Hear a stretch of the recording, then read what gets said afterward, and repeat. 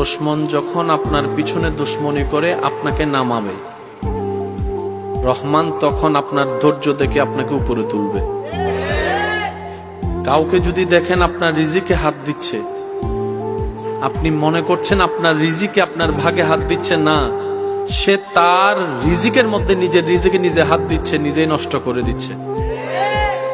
একটা কথা মনে এবং মাথায় বসায় রাখবেন, যখন দুনিয়া পিছনে লাগবে ক্ষতির জন্য, কষ্ট দেওয়ার জন্য, অপমান করার জন্য, লাঞ্ছিত করার জন্য, শত্রুতামি করবে, আপনার কাজ হচ্ছে রবের উপর ভরসা করে নবীর প্রেমটা অন্তরে রেখে রবের হুকুমের অপেক্ষা করা। আপনার ধৈর্যটা যেদিন রবের কাছে পছন্দ হয়ে যাবে, সেদিন রব্বুল আলামিন নিজেই আপনাকে কুদরতিভাবে সাহায্য করা শুরু করবেন। ইন্নাল্লাহা মা'আস সাবিরিন, চিৎকার দিয়ে বলেন সুবহানাল্লাহ।